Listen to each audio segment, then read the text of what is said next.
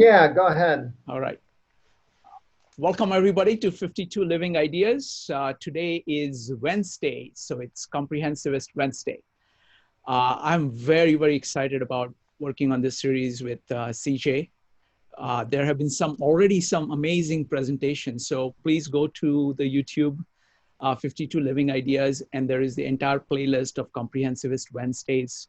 I particularly recommend several of the things, several of the presentations. One of my favorites is Karen's presentation on art experience. We've got kind of introduction to comprehensivism. There is one on neuroscience. There's all kinds of amazing stuff.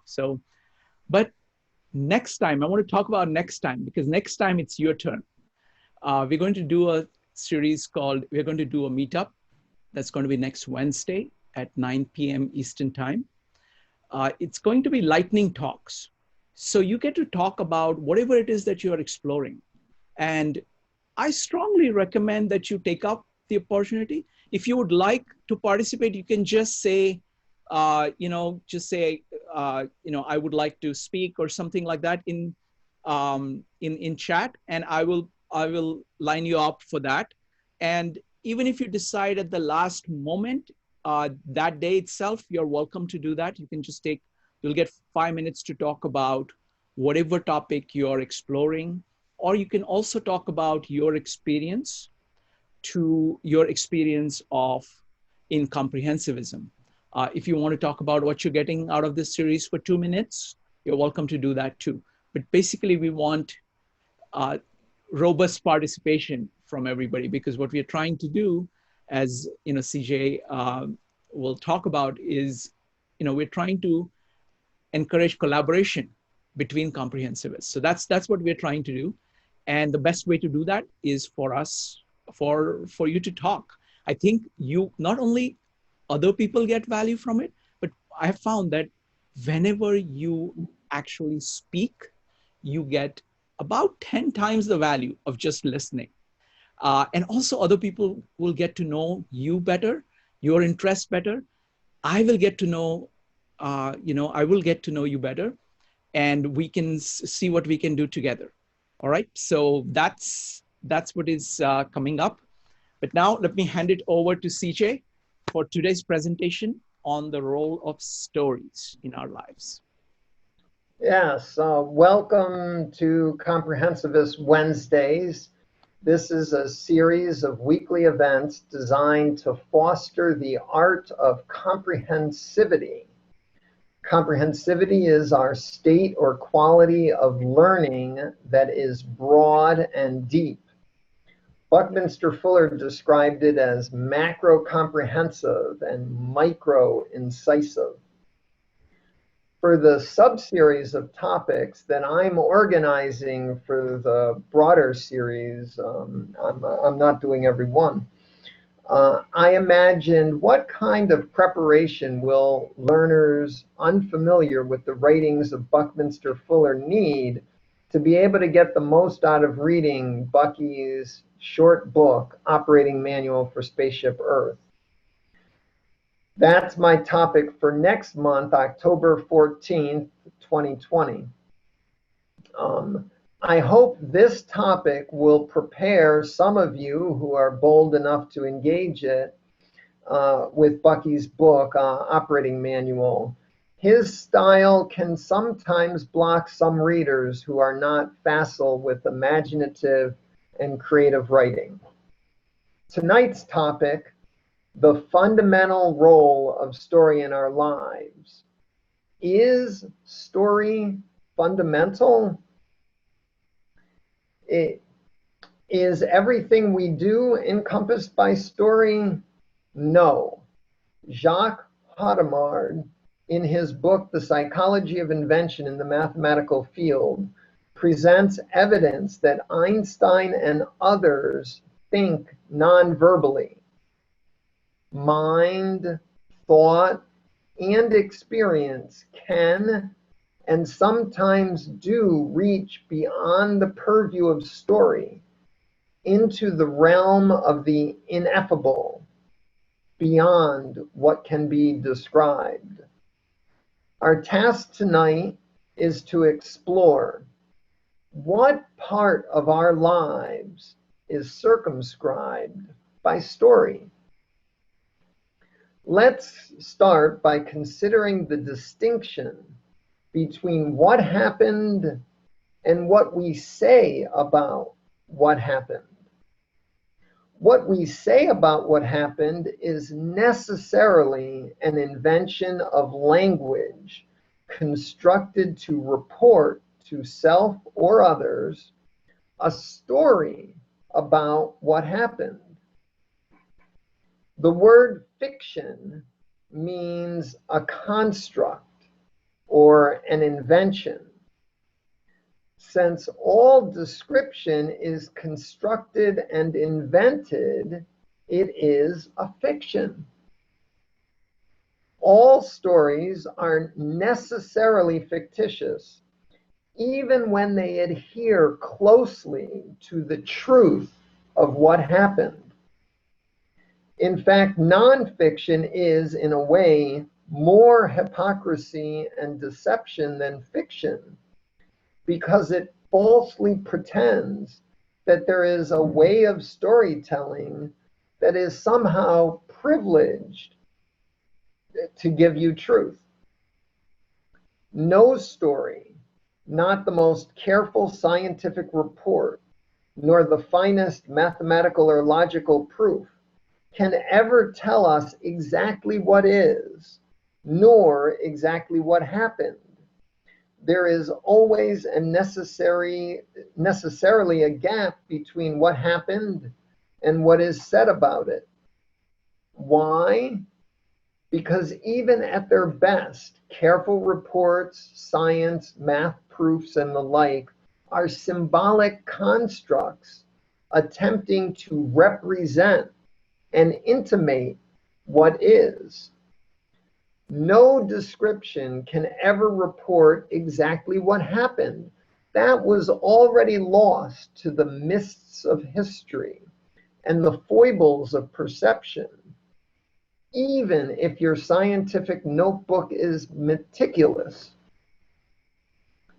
Arnold Weinstein uses the evocative phrase fiction of relationship to describe both the literature of human relationships, literature about family, friendships, business, romance, and more, and fiction of relationship for Weinstein, as he puts it, quote, the notion that relationship itself may be a fiction, end quote. I'm fascinated by this fiction of relationship. I would suggest that it may be that our stories, our fictions about relationships, are our principal tool for understanding. It could be that the basic association in a relationship is the fundamental unit of knowing or understanding. If that's the case, an algebraic form to characterize a dawning understanding, that's an apprehension, might be the relationship A, R, B, meaning A is associated with B through the relation R. Since R is the relation is a construct, Weinstein's view that relationship may be a fiction seems apropos. Systems of such relationships would form a story. Knowledge seems to be intimately connected to story in this way. To put it in more human terms, a person is essentially defined by their relationships to place, people, history, values, passions, initiatives. In these terms, Weinstein calls fiction of relationship the voyage to the other. His expression, fiction of relationship, addresses the poignancy of the basic issues of our lives. So we have this phrase, fiction of relationship, that gets at fundamental aspects of our lives and our basic knowing in the world. The abstract relations of all our understanding and knowing is a fiction of relationship. The stories we tell are a fiction of relationship. Our experiences are a fiction of relationship. And our best languaged way of getting a vague grasp of the wisp of reality is a fiction of relationship. Let's take another tack at seeing stories' allegedly fundamental role. If the great traditions of inquiry and action encompass all human knowledge, as I argued in a previous presentation on July 29th, there's a video of that on YouTube and an essay on the Collaborating for Comprehensivist site. As I argued then, the great traditions of inquiry and action encompass all human knowledge. How does story fit in each tradition? A key aspect of a tradition is that it is passed on from person to person.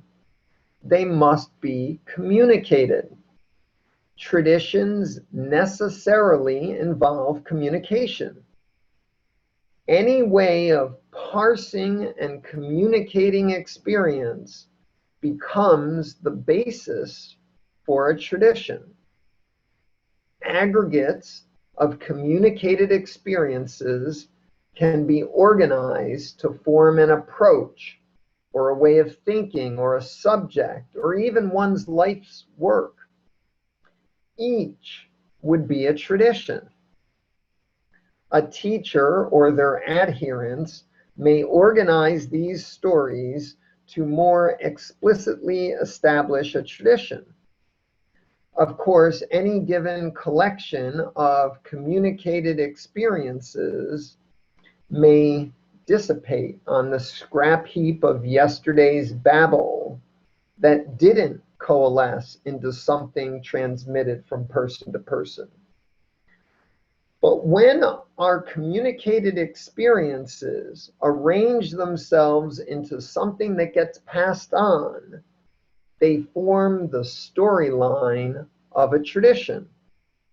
In a very important sense, these stories form the great mythology for each tradition's cosmogony and cosmology. In this way, story seems fundamental to the traditions of inquiry and action. When we tell the story of one of the great traditions of inquiry and action, or when we compose a story weaving threads among several traditions, we regenerate humanity's cultural heritage, bringing some of that wisdom forward. It could be that story is the warp and woof of the great traditions of inquiry and action, the fundamental structure upon which we build the knowledge of the comprehensivist. So we're gonna do breakouts next. Shrikant, the structure of the event, we're gonna do breakouts. Someone may have a question about fiction of relationship or the great traditions of inquiry and action. You know, before the breakout, if someone would use explanation point. Yes. So folks, if you have any kind of questions about, asking for clarifications about what CJ said, this is the time to ask them. This is not the time to put forth your detailed position. This is not the time to talk about other things, just clarifications of whatever CJ said. You're welcome to ask questions. Now, to ask questions, what you need to do is that we have 4 rules of civility. Number 1, you type an exclamation mark in the chat. Number 2, keep on topic. Number 3, be brief. And number 4, be courteous. Feel free to disagree with anything, speak your mind, but do so courteously. So we'll start with David. Yeah. I want to say that save your general questions on the thesis for the second Q&A. This is a short Q&A just to make sure you understand the points that I've talked about so that you can go in your breakout confidently. Broad questions about do stories improve communication? Let's save those questions for the second Q&A and keep these questions focused on fiction of relationship, traditions of inquiry and action, and the thesis of story I've laid out so far so that you can discuss that. In the breakout, you're going to be discussing is story fundamental? Is the fiction of relationship, are the great traditions of inquiry and action, and the way I've tied that together, did I make the case that story is fundamental? Broader questions about the role of story we're going to address in the second part. There's going to be a second part and a second Q&A. So I want to keep this Q&A short. Okay, so it's going to be 3 questions. It's going to be David, Heron, and Carl. Folks, please keep your questions very short and to the point. Go ahead, David. Right, CJ, I just wanted to ask about a term you're using, and it's in your paper. The line is, it could be that the basic association in a relationship is the fundamental unit of knowing or understanding. When you say the basic association in a relationship, the word relationship is about interpersonal between people, or is this about relation like of words to ideas, of images to themes, or are you talking about relationships between humans, that kind of thing? Both. I very much want it to be both. I want it to be in very human terms about our lives, and I also want it to be about philosophy and the basic relations of ideas. One of the ways this idea came to me is in Buckminster Fuller's Synergetics. He talks about relationships as sort of like have a line connecting vertices. So I would emphasize both. The conceptual is more philosophical and epistemic, and the human relationship side is more the social. Both are essential to our lives. Next question is going to be Heron, Carl, Shelley, and Elena. Carl, Heron, go ahead. Yeah, I just want to get clear about how do you distinguish a story from the fiction? You use the word fiction and you use story. And are those 2 different things or different levels, or what's going on with those 2 words? Yeah, so I haven't defined story. I'm leaving it a little bit vague. I guess maybe I have defined it. Maybe its story is what we say about what happened in some sense. Fiction, I'm using the language of Arnold Weinstein. He taught a course, Fiction of Relationship, which I took in 2013. It was a literature course. And in that course, he defined fiction as a construct or an invention. And so I'm using fiction in that sense of construct or invention sort of as the tool for symbolic representation. Next question is from Carl. It's going to be Carl, Shelley, and Elena. Carl, go ahead. Actually, I had the same question that David asked earlier about the clarification about fiction of relationship, whether it was relationships or relationship to everything. I think CJ answered that. Thank you. Okay. Great. Next up is Shelley. Hey, CJ, you're giving me a lot to think about tonight. I like that. One thing I would say is that I think when you're going to talk about anything, there definitely needs to be a definition. Words need to be defined, or else it's not clearly understood what you're trying to convey. So explain to me again what you're saying the word fiction means in this context. Yeah, fiction is a construct. So any language is a construct of letters, or what's the equivalent in sound? Phonemes or something? I'm forgetting the technical linguistics. Phonemes. Either way, these are physical representations that are constructs that we then interpret. They have meaning to us. Fiction, in this technical sense that Arnold Weinstein inspired me with, is the notion that everything in our communication and our interpretation is invented of constructs of phonemes or letters, or maybe you take signs and wave them on the bow of a ship. There are various ways to communicate. Fiction, I'm suggesting, it's maybe a little abstraction from the usual sense, but I think it's in line with the usual sense, because when we think of fiction as, literature and stories, such as I'm reading a book from Equatorial Guinea, it's a novel. It's made up. Did that help? I think it did. My follow-up question is then you don't believe in absolute truth? Is that where this is? So nobody's perception, there's no truth in it at all? I think the truth is interpreted. There may be absolute truth. I don't know. I'm open on that question, but I don't believe that I can be sure I have it.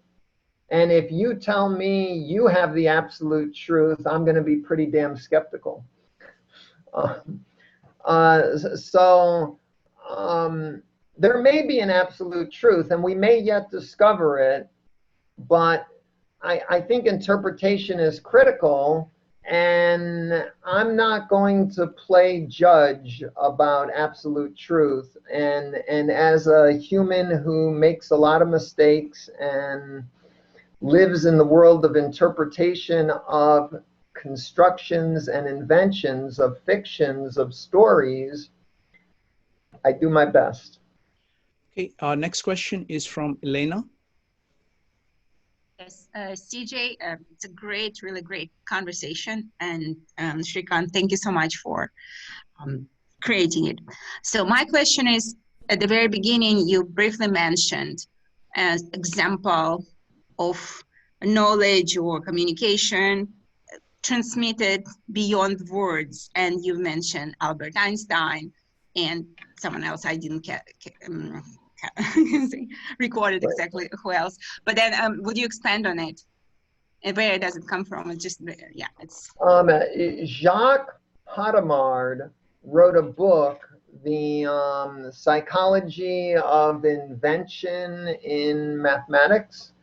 And in that book, he explored what is involved in making mathematics. And he interviewed Einstein and many others, and several of his informants, Einstein being the most prominent one, so I mentioned him, claim that when they're thinking, when they're inventing their mathematics, it's not languaged. It's something going on in the mind. It may not even be images. There is something beyond. So I am taking this testimony and saying that proves, to my mind, that there are ineffable things in human experience. There are things that cannot be described, that Einstein said it was extraordinarily difficult for him to put into language these ideas that were in his mind. So they can't be communicated very easily. And I would submit in some cases, maybe not at all. And I think we have these experiences that are impossible for us to communicate. Maybe someone else could communicate. But yeah, these are called the ineffable. That's the word for things that cannot be described. And what I was saying there is that story is not, if you limit what it means to be human with story, you miss the ineffable. And I believe from Einstein's testimony that the ineffable is real. Therefore, story is broader than being a human being. It is narrower. Story is narrower, and being a human being is broader. CJ, I want to ask a question. I mean, the way in which I think I'm a very visual person. So the way I think about the same kind of things that you're talking about, visually, I think of it in terms of territory and maps. So maps and territory. So territory is what it is. And what we are trying to do is that we are trying to build maps of it. And we are continuously updating the maps. We're trying to compare the maps with the territory. So would you say that, I mean, in that sense, you're saying that the map, what we're creating is our own creation that is trying to capture a pattern in territory. Is that analogy on the point? Yeah. Okay. That's good. So the map is like a fiction. It's a representation. And there may be parts of the landscape that we can't get in the map. The map may not cover all the 3D effects of that cliff. You may think you can get from here to there, not realizing there's a 4,000-foot drop. And these are the ineffables, the things that can't be communicated in story. Now, well, you can tell that story, of course, but it's not in your map. Okay. There are, I think there are a few questions. Let's take the questions, I think, to make sure that everybody gets everything. So it's going to be Stefan, Jyoti, and Joseph. And then that's it. Then we are going to the breakout rooms. Stefan, go ahead.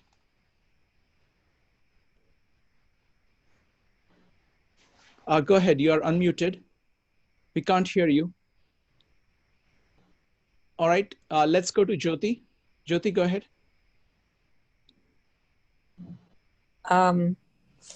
The question that I had asked in the chat was, if everything is story, as in it's ineffable, how does an individual exist in a society?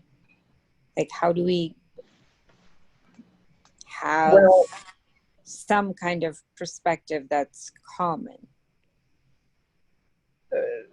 Through sharing stories. I mean, you talk to your infant daughter and start explaining things, and by some miracle, by the age of 2 or 3, they can speak, Swahili or English or whatever language you talk to them in. We seem to be wired to figure out story. We have this interpretive capability. But the ineffable is what cannot be described by story. There are parts of human experience, according to Einstein and others, that are beyond what we can describe with a picture or in language. We can try, we can write poems, we can create very abstract art and hope to get across our ideas. But as artists who do this know, the world seems to interpret them not always in the way of the idea that was in my head. I tried to get this idea out. I put it in the image, but it didn't come. You know, there's something, sometimes there's a it doesn't work. And so on that basis, I submit that there are aspects of human experience that are beyond language. And our task tonight is to try to eventually, at the end, not this first segment, but the second segment, I hope to circumscribe what the role of story is in our lives.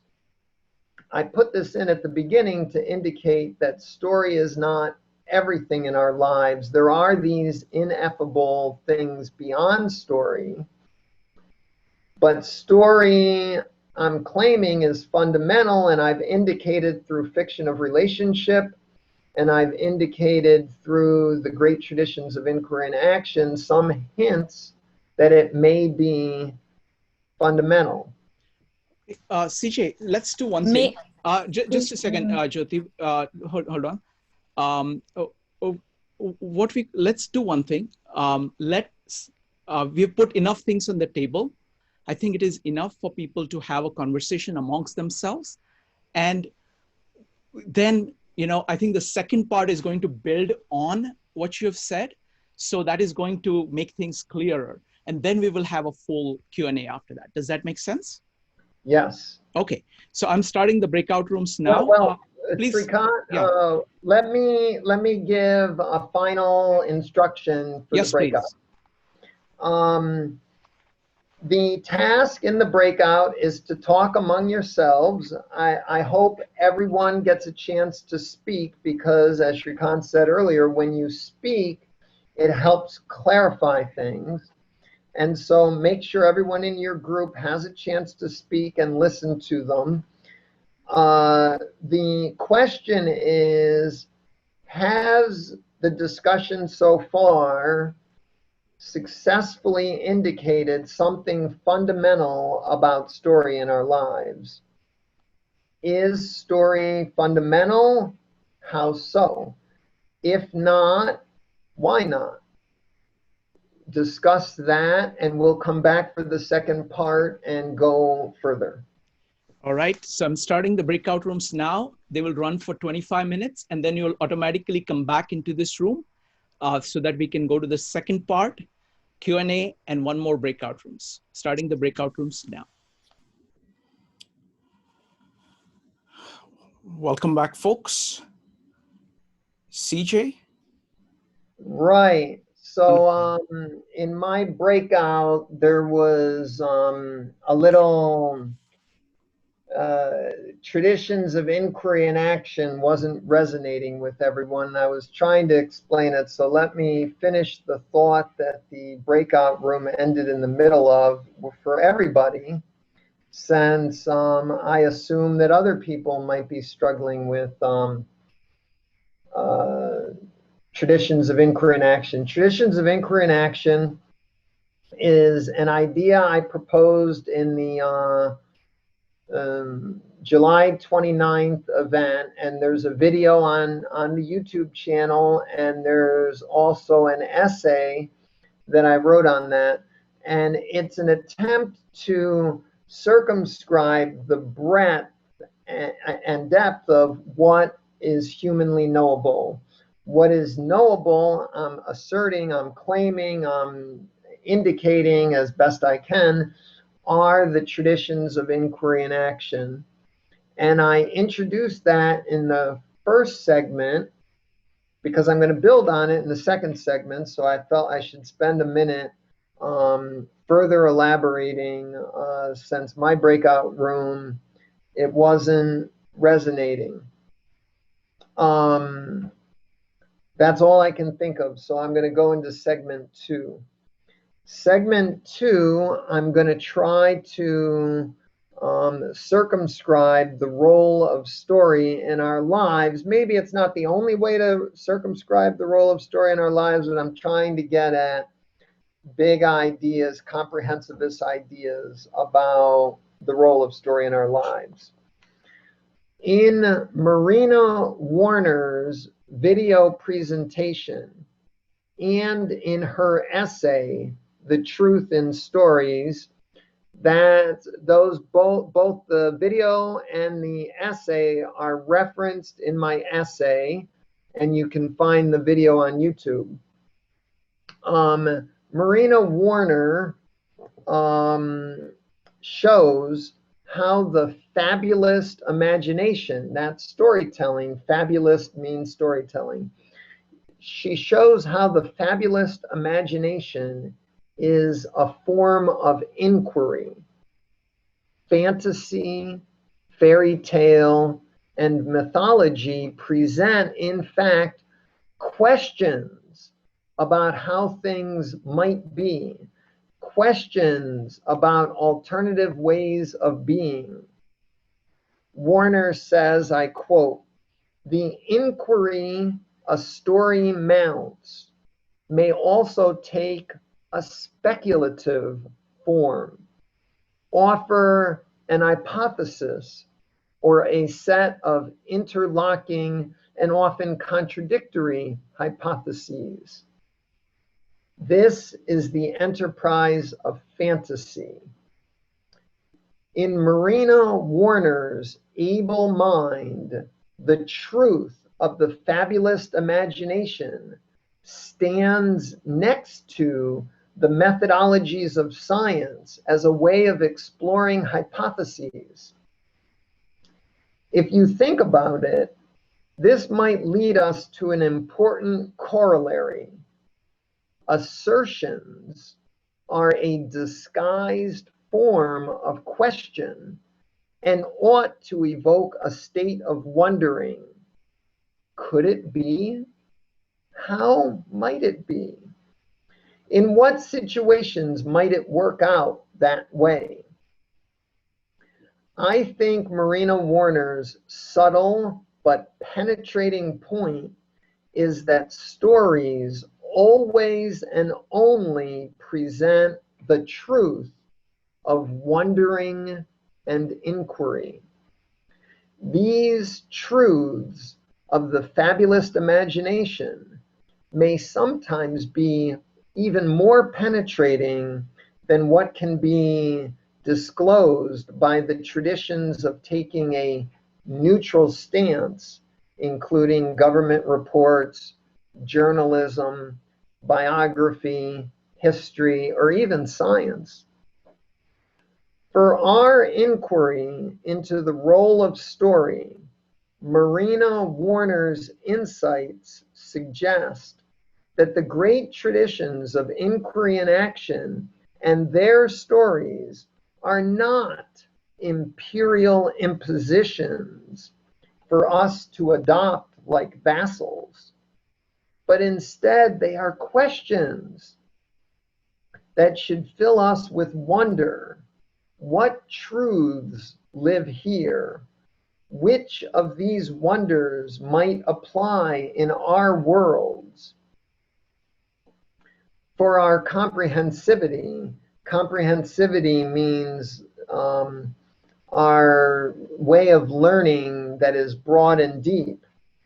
For our comprehensivity, the stories from many traditions of inquiry and action can aid our wondering about the possible ways to organize a human mind or a human life.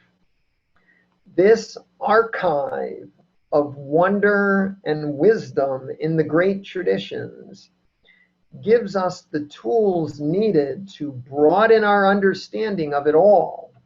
That's the goal of comprehensivism, to understand it all.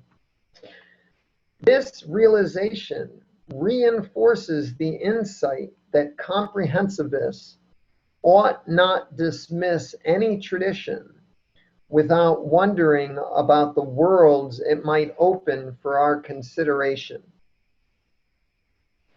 To dig deeper into the role of story, we might look at it through the lens of a theory. A theory is simply a tradition held in high esteem by our culture. In the theory of symbolic interaction of George Herbert Mead, our minds, ourselves, and our behavior are seen as formed by our interpretations of symbols, informed by our accumulation of social interactions. Indeed, our thinking and actions are seen as simply the product of our lifetime of evaluated symbolic interactions. Perhaps we already knew that mind, self, and behavior were all inextricably linked to experience. But symbolic interactionism sees experience as our individually interpreted symbolic interactions with self and others, situated within our social milieu, our social environment. For example, there's another video I linked in the essay, Harvey Molotek's insightful introduction to the theory of symbolic interaction. And in his video, he talks about the appearance of his neighbor at her doorstep, which is sort of the symbolic gesture, I am here. And that triggered Molotek to turn from just starting to swat at her friendly but bothersome dog, and he interrupts himself and waves a greeting. This shows how our actions are the result of our dynamic interpretation of signs in our social worlds and how we think others will receive our actions. I don't want my neighbor to think I'm going to abuse their dog. I just wanted to swat it away. Signs and symbols stand for other things. Signs include anything we might encounter in our interactions with others, including words, phrases, gestures, images, icons, artifacts in material culture, social structures, ideas, even any bundling of experience. Symbolic interactionism is the idea that our thinking and acting is a product of our interpretations of these signs and symbols from our social milieu, our social environment, and they're motivated by our wanting to form a positive sense of ourselves in the eyes of others, that is motivated by our sense of dignity. By emphasizing the interpretive role of the accumulation of a lifetime of symbolic interactions, the theory gestures to the gulf that separates what happened from our thinking about it. Moreover, each of our interpretations can be seen as a fiction of relationship. We see the fictive role of interpreting symbolic interactions and its role in understanding the world of relationships in which we live. At a societal level, symbolic interactionism indicates the value of the great traditions of inquiry and action. These traditions are the sources of symbolic meanings intimated by our interactions. Our interpreted interactions regenerate society as we re-articulate and reevaluate the traditions that inform each symbolic interaction. As this process permeates through each interaction of each person throughout the whole of society, the dynamic manifestation in our minds and in our behavior of our reinterpreted and hence reformulated traditions continually regenerate society. by showing how these interpreted symbolic interactions so directly affect our minds, our behavior, and our society, the theory of symbolic interaction makes clear the value of learning from and curating the wisdom in humanity's vast inventory of traditions of inquiry and action. Symbolic interactionism provides new insights into how our learning affects us and how that in turn changes the world. To emphasize this point, it is the stories we tell ourselves and others about the great traditions that informs and in fact forms our minds, shapes our behavior, and molds our society. In this sense, these stories directly and profoundly shape the world, despite the fact that most of us think that changing the world is beyond our control. In fact, each of us changes the world with our every social interaction. So now I'm ready to circumscribe the fundamental role of story in our lives. Story is the fiction of relationship, which both forms the basis of our understandings, which are in fact nothing but relationships, and fiction of relationship forms the interpretations of our symbolic interactions. Story is also the means by which the great traditions of inquiry and action are communicated from person to person and generation to generation. Story is the truth of inquiry and wonder in our explorations.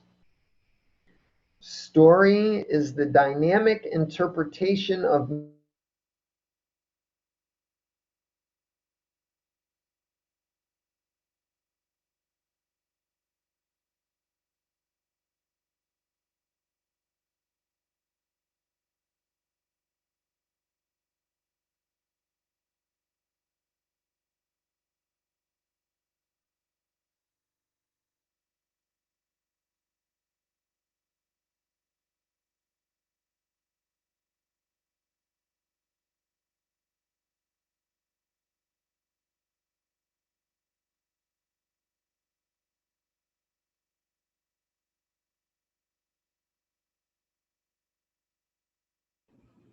Folks, can you hear? Okay, just a second. Hold on. Let's just give a second to CJ to come back on. CJ, are you back?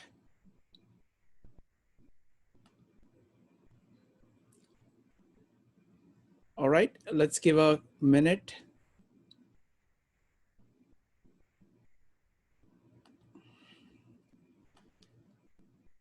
CJ, we can't hear you.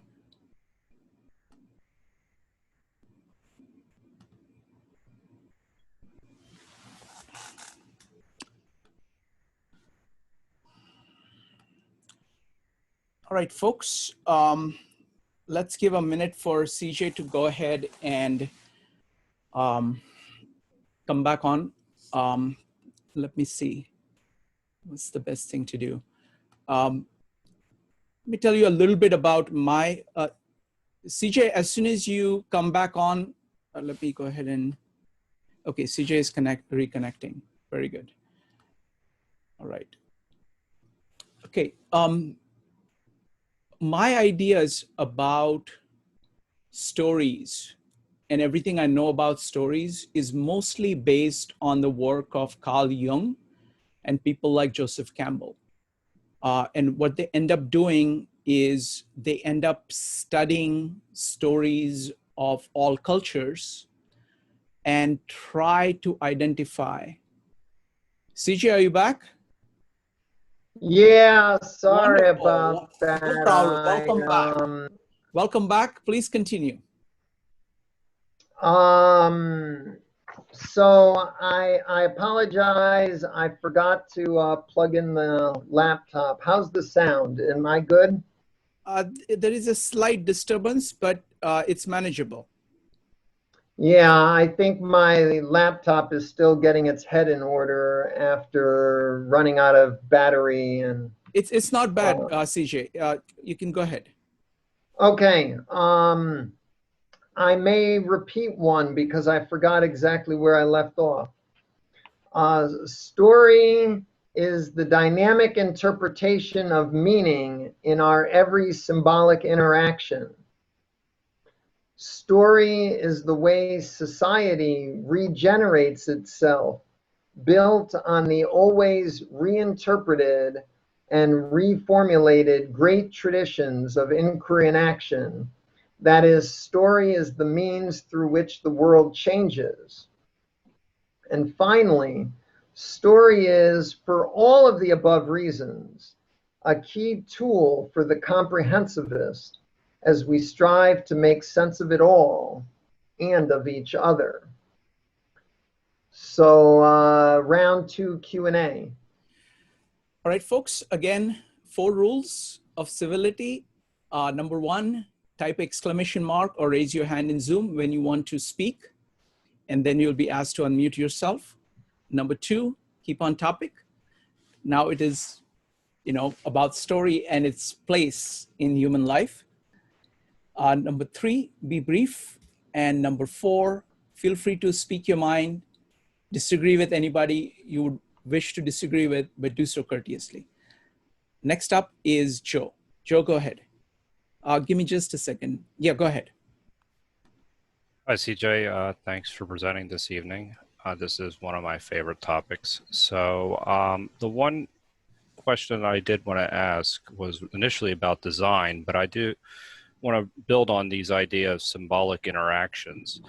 Do these symbolic interactions that you're referring to form our social agreements and how we function in society?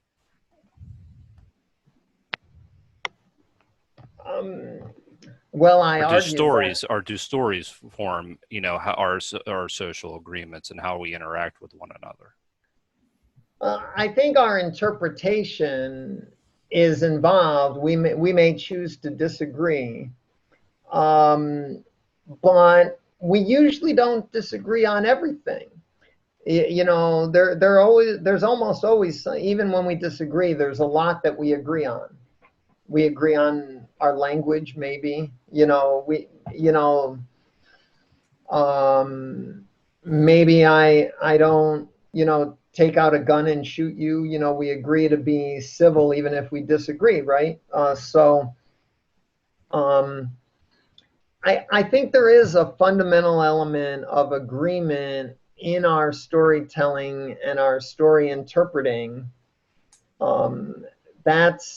That's how we communicate. That's how we're built. I don't know how to characterize it better in the moment. Well, so just could I add really quickly? Sure. Yeah. So the idea is that you talked about it's how the world changes. So if it forms our social agreements, and change is actually made through stories, that's kind of how I was thinking about it. Like we have to have an agreement. And is this how social changes exists? Then stories would be basic to that, would it not? Yeah, I'm arguing that all the traditions of inquiry and action, as they regenerate through retelling and reinterpreting and even idle chit chat and small talk is a symbolic interaction. It's a tradition. It's part of our knowing. I mean, I'm trying not to be elitist with, it's only about, quantum physics or something. So when as a comprehensivist, I want to include it all. And to include it all, I'm taking all of our social interactions, all of our symbolic interactions, not all of our action. There's a social quality to all the interactions, but it's symbolic in the sense that it's fictive, in the sense that it's constructed of signs and symbols, composed to try to get across a message, which I may or may not receive clearly, but then I like it enough that I pass it on to others, and a tradition is born, or regenerates, or moves on, or changes, or stays the same, depending, I mean, all that is negotiated. And those negotiations are agreements and disagreements, but disagreement is just the negative space of agreement. I mean, it's all agreement in the sense that, the disagreement is just about a part of it. Our disagreement is a form of agreement about what to disagree about, what's disputable. There's a whole bunch of common stuff among all disputants that they both agree to.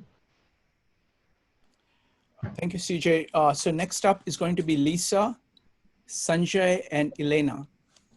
Lisa, go ahead.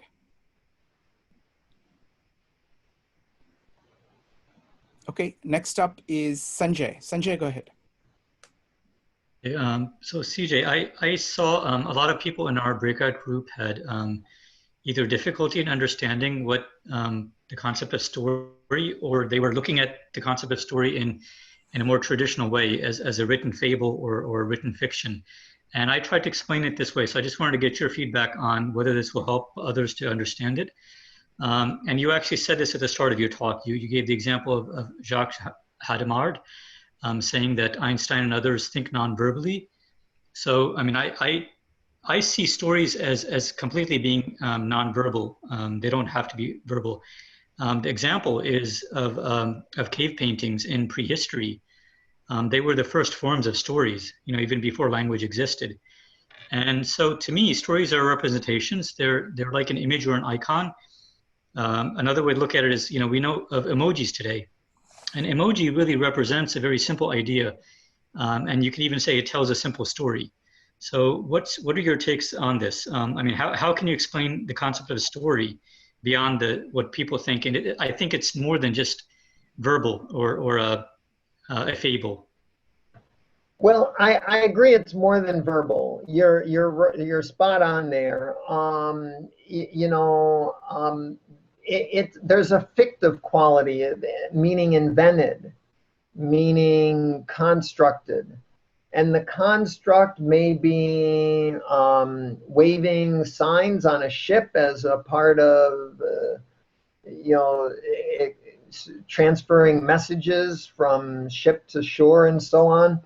It can be a cave art, as you indicated. It can be mathematical symbols. All of these are constructs, which means they're fictions of relationships which aggregate into stories. And in the George Herbert Mead, this founder of this symbolic interactionism, these are all symbolic interactions. So yeah, I like that. Thank you.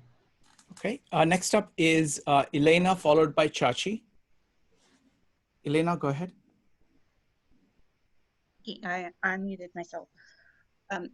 So that somehow flows into, in what came to me is a concept of social contract, and basically a theory that, who knows, Jean-Jacques Rousseau proposed about, say,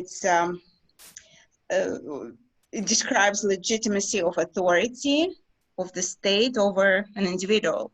And it's interpreting from what has been presented today, the government is also a construct. But it's powerful. It's not like something you try to go tomorrow and, tell your neighbor that you own the house. So it's a very powerful construct, but it's based on the agreements that we consent to, right? And some particular norms that we agree on. And from this particular point, CJ, what's your interpretation of what comes to you based on that? Yeah, I think you've got a good idea of the relationship. I think symbolic interactionism is more micro. Symbolic interactionism argues that every symbolic interaction we have with each other, with ourselves in our minds, maybe I'm thinking of grandma and I have this symbolic interaction that builds on a relationship with grandma who died 15 years ago, but I'm still building my relationship with her in my mind. And those symbolic interactions then affect my behavior and how I address other people. Symbolic interactionism is this very micro sociology theory about how our social worlds are formed, and through fiction of relationship, I'm connecting the two with story. Things like the social contract and Jean-Jacques Rousseau, these are bigger theories about how our political social world works. I don't want to go into a speculative speech trying to bridge the gap, so let me just leave it at I think the scenario I was laying out is a micro thing that applies, I would hope, to big political issues, but it also applies in day-to-day life, in our mathematical work, in our mythologies and fairy tales and fantasies. I think it's all connected through these constructed, invented signs and symbols and interactions that form the great traditions of inquiry and action, which encompass what we know. And I'm trying to build a model of the dynamics of how all these pieces work in the broadest possible context, so that it's not just political, it's also life and mathematics and epistemology and all that. Thank you, CJ. Next up is Chachi. Chachi, go ahead. Hi, CJ. One thing we were talking about in our breakout group Chachi, was... could you speak into the speaker? Sure, I'm sorry. So one thing we were talking about in our great breakout group was science fiction. And I heard somebody mention caveman, and I think it was Sanjay, about cavemen and cave art.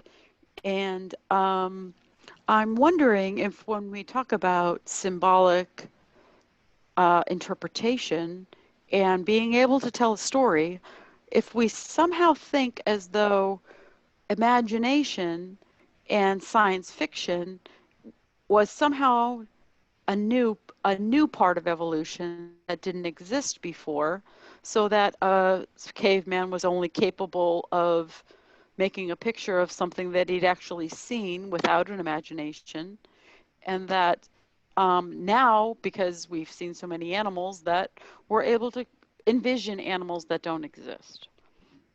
So I'm just wondering where you feel the truth of inquiry became known as truth of inquiry as opposed to science fiction or imagination. Well, I don't want to speculate on evolutionary history. I don't know the origin of these things precisely, and if I had a speculation, tonight wouldn't be the time to discuss it. Suffice it to say that these symbols have been going on for a long time. There's some evidence, as Sanjay said, with the cave art, that there's symbolic interactions going back that far. We also have anthropology about language going back at least 75,000 years. Language is all symbolic, fictive constructs. So artifacts, stone tools, are a sign of a dialogue among our ancestors, exploring. Yeah, I'm going to leave it there. All right, folks, if there are no questions, we can go ahead and do one more round of breakout rooms, and then we'll get to come back into this main room, and we can share our takeaways. We'll have about maybe 2 minutes to share our takeaways at that point. May I? Just a second. Wait. You need to type an exclamation mark. Jyoti had a question. Jyoti, go ahead. CJ, thank you for all your time today. My question, what really caught my attention was this idea of wonder. I know that's something that I've been practicing with my children. Whenever they ask a question about, you know, why is the sky blue? My reply would always be, I wonder, to stimulate their own curiosity and their own story.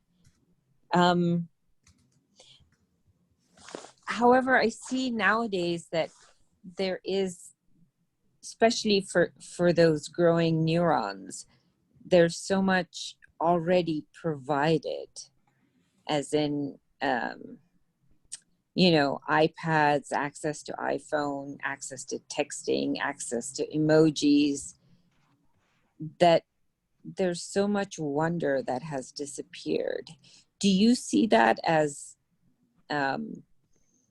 being something that will suppress story and wondering? So what occurs to me is that you're bringing up issues of power. You know, I've talked about the great traditions of inquiry and action as if they're all wonderful, but you know, we all know of some great traditions that we'd rather didn't exist. You know, like, you know, white supremacism and racism and sexism, and you know, these are all great traditions, great in the sense that they're big impact on our lives. As a comprehensivist, I'm trying to survey the full range of traditions of inquiry and action. And a lot of traditions of inquiry and action are about my tradition is right, and you better believe it, or, you know, we have a stake we can burn you at, or whatever, right? You know, because my target here is the learning of how it all works, I've been focused on the questions in the story, but there's definitely a power issue involved in our storytelling, in our lives, and it, you know, I decided not to highlight that because I'm trying to emphasize where the role of story is, where the role of the great traditions of inquiry and action are, emphasize that all of them are fictive and constructed and invented, and in some sense, fiction of relationship gets at how we should be a little humble in our understanding of them. But there are a lot of people, you know, our president, for example, who is not very humble and insists that he's right sometimes. And those are traditions that we have to deal with at some point. I was putting it off, although I can't, you're right. Next up is going to be Heron, followed by Jeff. I just had a question for you, Shrikant. I was since we were going to go into the breakout, I was hoping we could have fewer people, maybe more breakout rooms. No, we're not discussing the mechanics of that. We're just talking about stories right now.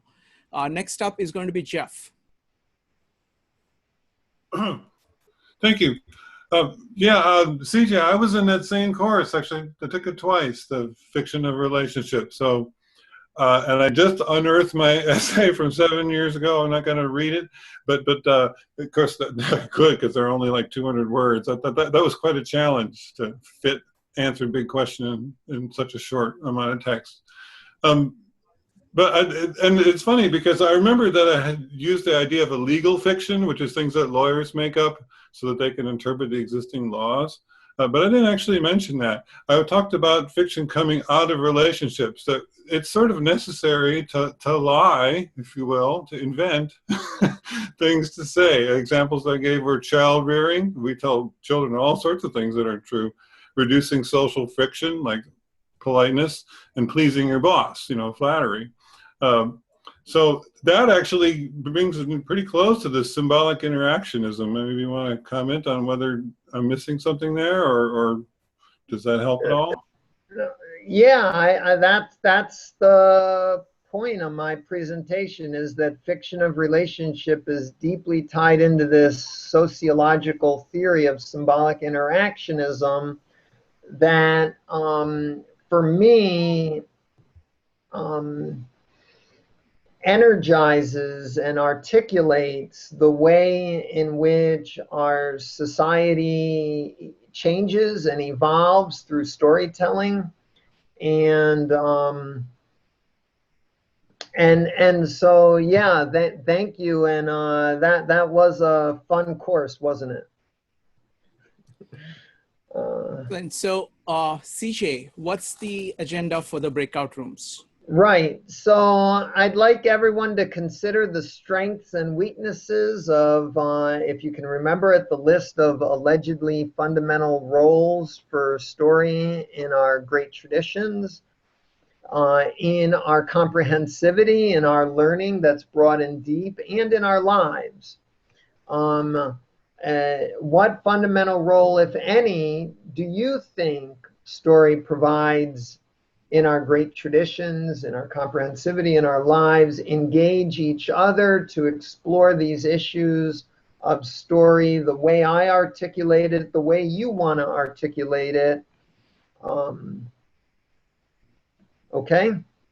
All right, very good. So after the breakout rooms for 25 minutes, everybody will get to give their own takeaways about their own view of stories and their own take on this meetup, including the breakout rooms. Okay, I'm starting the breakout rooms now. So we'll start with Dina. Let me see, Dina, Dave, and Jyoti. Dina, go ahead. If you don't want to share, and if anybody does not want to share the takeaways, you can go ahead and type skip in the chat. Dina, go ahead. You need to unmute yourself. Oh, goodness. So many things. I love this topic, so thank you for this. I think I just love I don't even have a coherent set of thinking right now, but I think I love the concept of really thinking about so much of what we do is story, so much of what happens is story, and that we oftentimes aren't aware of it as that. We're aware of it as though it's real and true, and to sort of step back and observe things as story. And when are we really, how much of this is story? And I think also, when is it helpful to have story, and when does it get in our way, and how do you even define that? So that's all I have. I've got a lot of thoughts. Thank you. Thank you. I really appreciate this. It's been great. Thank you very much, Dina. That was great. Next up is Dave, Jyoti, and Jeff. Dave, go ahead. CJ, thanks for bringing this discussion about stories. I think stories are definitely a big part of our life, whether it's education or traditions or even entertainment. But I want to make a point about fiction versus nonfiction because I think there's a lot of confusion. I'll draw a parallel between Star Trek and I think it was Apollo 13, the movie about the moon landing or the moon missile that had a big problem and barely made it back to Earth. Apollo 13 is something that really happened, where Star Trek is somebody's imagination. They're both stories, they're both wonderful stories, but there's a world of difference between what's real and what's imagination. And I disagree strongly with CJ that there's no such thing as nonfiction. So anyway, look forward to next Wednesday. Thank you. Thank you, Dave. Next up is Jyoti, Jeff, and David S. Jyoti, go ahead. Thank you, Shrikant. And thank you, CJ, for this for bringing up this wonderful topic. The idea of story to me came across as communication. You know, whatever you are, it's the in-between between I and you. So, and in that in-between is the interpretation. So, you know, Star Trek could be very real to somebody that's 2 years old and watching it, or 4 years old, or has just landed on Earth from somewhere. So it depends on context, and it depends on what the I is and what the you is and what's in between the I and the you. So that was very, your thesis kind of helped me wonder that way. And I love the word wonder, that, you know, that's kind of the genesis of story. Thank you, Jyoti. Now there are two Jeffs. So first Jeff Nugent, and then the other Jeff, and then on to David. Jeff Nugent, go ahead. Well, thank you very much for this. CJ,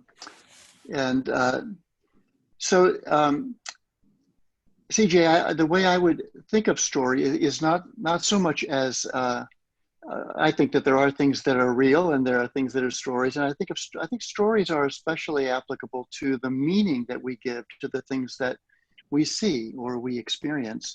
It's sort of the difference between a perspective and which is a function of our vantage point, and our perception, which is kind of the meaning that we give to what it is that we're seeing or experiencing. And I'd have to say that in general, I find most intriguing folks who are aware of the stories they're telling themselves regarding what's happening, what's going on with them, and are interested in hearing the stories that other people are telling themselves. And then where both are actually very intrigued with and interested in challenging their own stories to see, okay, well, I get that's the perception I'm giving it, but it might not be real. It might not be true. And let me open myself up to exploring that. And so that's my story, and I'm sticking to it.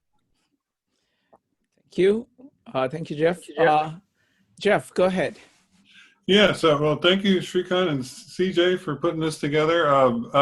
I love that course, Fiction and Relationship. I already talked about it, and thank you for forcing me to dig it up and then to connect it to symbolic interactionism. That's really quite useful. The other thing is new, which came from the second half. I think the questioner before me mentioned something about awe, and I asked my group about it. And in the process of doing that, or wonder, I guess is the word, but I'm going to substitute awe because that's kind of the same thing. The archaic version of wonder is awe, that things are massive. I think that's where our feelings about reality, quote unquote, come from. I mean, that's basically things that are way bigger than us. And so I think the kind of stories that evoke awe are the ones more likely to be stamped with approval of this is the way things really are, and you better do it or else. So it's a little darker than Jeff Nugent's version, and I'm sure they're both in there. But in terms of getting things done, a sort of a pragmatism, if you will, and a sea of relativism, that is a new idea that I think I'm going to try and run with. So thanks. Thank you, Jeff. Next up is David. David, go ahead. David S. Yeah. Right. So some ideas that emerged in our group, this is not original for me, but I'm recounting the group, that it relates to actually what Jeff Nugent was talking about, that when there's a story emerging, as you listen or as you're going to retell it, you realize that you may or may not believe what it's telling you, and you have to evaluate sort of what's true about it, what's not true about it, and the way you're coming across, and so you get to choose. Well, these were the actions that I did, and now how do I view that? And this is a matter of framing and accepting and defining yourself in the way you see that story. So self emerges by what you are willing to confront in the story, knowing that all stories have elements of truth and fiction in them. And since every story gets reconstructed as you accept it and tell it, the question is, as you manipulate a story, you see yourself in a story doing that? So you see yourself in a story, is that self-construction. So like self-emerges in that process. And so again, does what you evaluate as truth and not truth. So it's that acting to choose that's letting you define what is actively true. Thank you, David. Next up is Marisa, Stephen, and Chachi. Hi. My takeaway here is I really like hearing someone else say that, truth is a story. I think that that's a really important thing that we should all constantly be aware of, especially in today's divisive environment. And additionally, I really like the concept of, this is where we're talking about comprehensivism and looking towards being more of a comprehensivist, and the idea that one should go out and seek more stories or have the curiosity to view a story that one thinks one knows as told by someone else in order to gain, greater understanding or to find new knowledge. I think that that's a fascinating concept where, because the more stories you collect, if it's of a similar topic, then you are growing and reshaping yourself as a person. And then that enables you to go forth and make the world better and to reshape the world in small little ways, because now you're changing the story every time you're telling it, because now you have these other bits and pieces. And I think that's just lovely. Thanks. That was beautiful, Marisa. Thank you. Thank you so much. Next up is Stephen, Chachi, and Elena. All I'd like to say is thank you, CJ and Shukrant. This is the first meetup that I've spent over 2 hours, so my brain is pretty fried. So I will say good night and pass my time. Good night. Good night. Next up is Chachi, Elena, and Lisa. Chachi, go ahead. I just thought of a funny story from high school when a bunch of my friends and I snuck my 9-year-old brother into the movie Friday the 13th.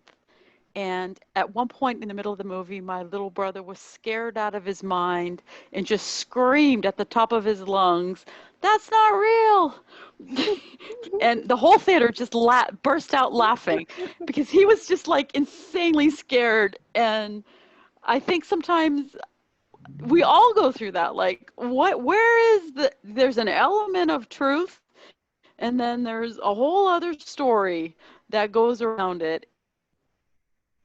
And It made me think of like when we talk about fiction and nonfiction, and we talk about how we make an element of truth believable. It's because I think there probably is like one human story, and then everyone's illusion of reality.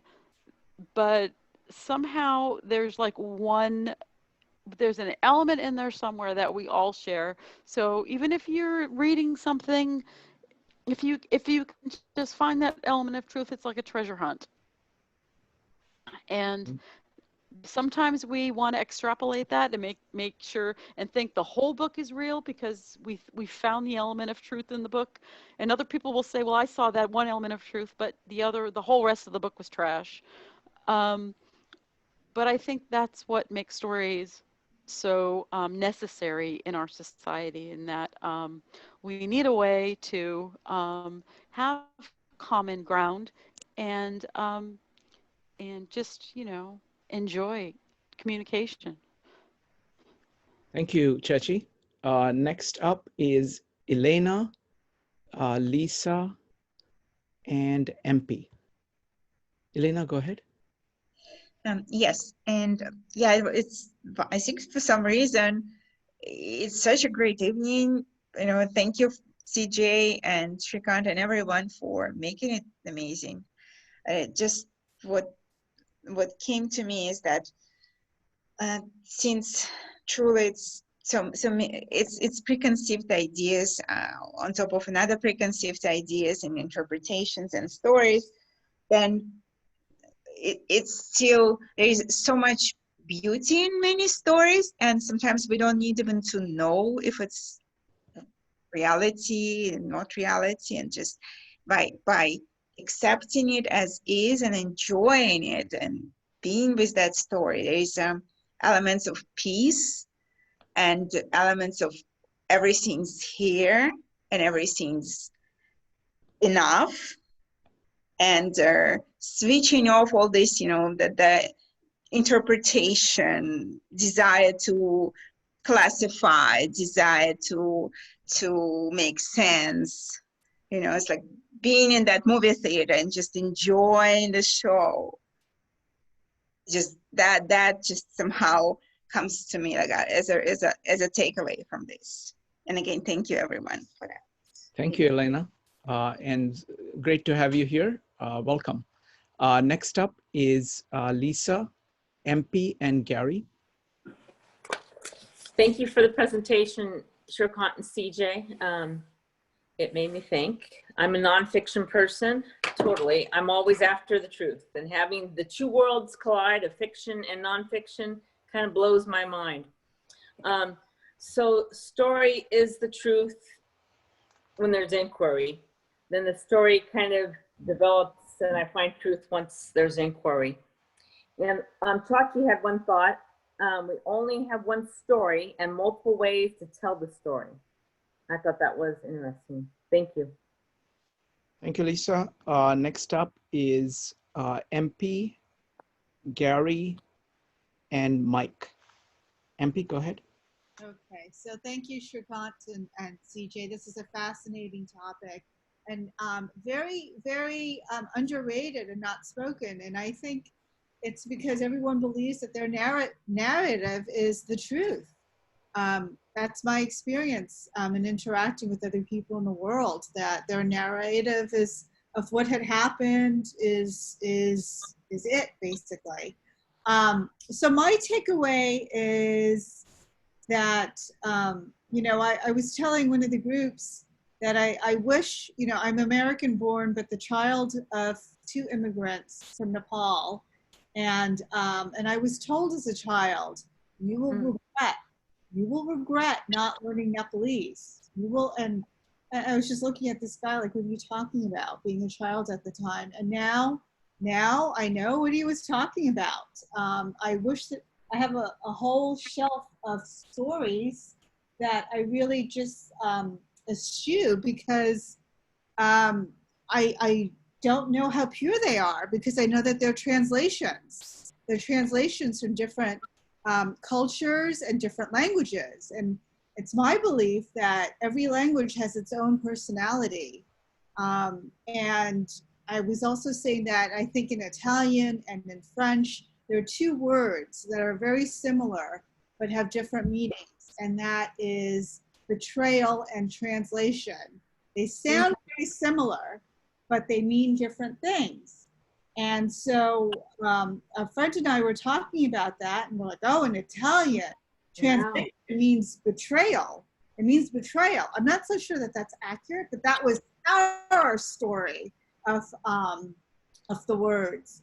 And so I thought, well, why should I read the Bhagavad Gita? Why should I read the Quran? I'm starting to doubt the integrity of what I'm reading, since they would have to be in English. So, maybe I can construct my own nuanced story from these readings, and that can have meaning as well. That's how I'm seeing it, is not to be such a purist. There's no reason to be in the storytelling. And yeah, we were also talking about wonderment and looking at the world with a fresh new set of eyes, like a newborn. And perhaps as we get older, storytelling is a way to keep up the momentum of the intrigue, when life can pretty much feel monotonous and look very mundane. So thank you. Thank you, MP, for bringing up so many interesting thoughts here. Next up is going to be Gary, followed by Mike and Sanjay. Gary, go ahead. Sure. For me, this is a difficult topic for me to attach to. I like what Lisa said, that there's a collision of fiction and nonfiction, because in my world, nonfiction was a big piece of it. And fiction is more so than nonfiction, listening to stories other people tell and then being asked to express your own. And part of that is a learned process because there's an immersion in it. And I didn't have quite the depth of it that other people have on the medium. I'm almost in some ways envious that I didn't gain the skill to the degree that others have. And they're reveling in this conversation and saying, gee, I wish I could be there. And I think that comes in two parts. One is, expressing the story of myself is something I'm still working on, and, permission to explore it. And another part also is searching out the stories of other people and see what paths they've taken, because there might be parts of myself that I see in them, or that I can say, oh, I never even realized that was part of me or something I need to consider. So it's a worthwhile but difficult topic, to break into me, but would be interesting to explain further, and I'll pass. Thank you, Gary. Next up is Mike, Sanjay, and Akavi. Mike, go ahead. Okay, I was in the Breakout group with CJ and others of the brain trust who took the course that was referenced earlier about the stories we tell ourselves. And I resonate with how Joseph Campbell's ideas are based on the stories we tell ourselves. He calls these the myths we have come to believe that govern our lives. And this leads us to the neuroscience of how the 3 pounds of wet oatmeal that we have between our ears learns how to process reality. Plato defined these as a map. And he says the map is a model of reality. And he also amplified this into the fact that the map of Athens is really a very gross oversimplification